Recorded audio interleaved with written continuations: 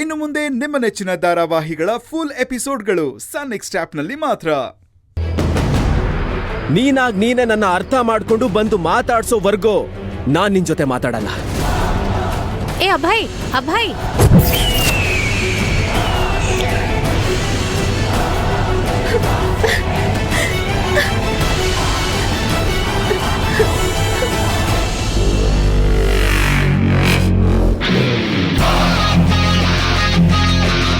ಗಂಡು ಹೆಣ್ಣಿನ ಮದುವೆ ಮಾಡಿಸೋದಕ್ಕೆ ಏಜೆಂಟ್ಸ್ ಇರ್ತಾರೆ ಅಂತ ಗೊತ್ತಿತ್ತು, ಆದ್ರೆ ಯಮಧರ್ಮಂಗೂ ಏಜೆಂಟ್ಸ್ ಇರ್ತಾರೆ ಅಂತ. ಅಖಿಲ ಅವ್ರೆ ನಿಮ್ಗೊಂದು ಗುಡ್ ನ್ಯೂಸ್ ಇದೆ. ನನಗಂತೂ ತುಂಬಾ ಖುಷಿ ಆಯ್ತು. ಕೇಳಿದ್ರೆ ನಿಮ್ಗೂ ಖುಷಿ ಆಗುತ್ತೆ. ಹೌದಾ? ಅಂಥದ್ದೇನಾಯ್ತು? ಅಭಯ್ ಮತ್ತು ಗಂಗಾ ಇಬ್ರು ಜಗಳ ಆಡ್ಕೊಂಡಿದ್ದಾರೆ. ಇದೆಲ್ಲ ನೋಡ್ತಿದ್ರೆ ನಾವೇನು ಮಾಡೋ ಅವಶ್ಯಕತೆನೇ ಇಲ್ಲ. ಅವ್ರಿಬ್ರು ಡಿವೋರ್ಸ್ ತಗೊಂಡ್ಬಿಡ್ತಾರೆ.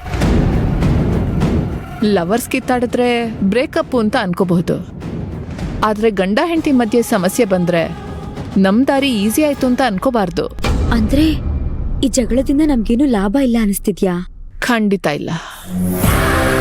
ಸದ್ಯದ ಪರಿಸ್ಥಿತಿನಲ್ಲಿ ಅವರಿಬ್ರು ದೂರ ಆಗೋದು ಮುಖ್ಯ ಅಲ್ಲ, ಗಂಗೆ ಅಭಯ್ ಜೀವನದಿಂದ ಪರ್ಮನೆಂಟ್ ಆಗಿ ದೂರ ಆಗೋದು ಮುಖ್ಯ.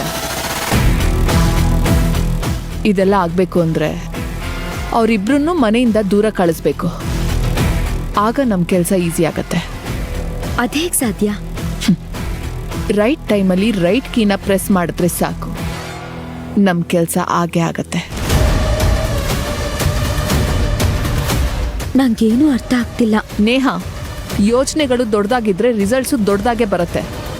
ನೋಡಿ, ನೀವೇನ್ ಬೇಕಾದ್ರೂ ಮಾಡಿ, ಆದ್ರೆ ಈ ಸಲ ಯಾವ್ದೇ ಕಾರಣಕ್ಕೂ ಮಿಸ್ ಆಗ್ಬಾರ್ದು. ಅಕಸ್ಮಾತ್ ಅದು ಮಿಸ್ ಆದ್ರೆ ನಮ್ಗೆ ತೊಂದ್ರೆ. ಈ ಸಲ ಮಿಸ್ ಆಗಕ್ಕೆ ಚಾನ್ಸೇ ಇಲ್ಲ ನೇಹಾ.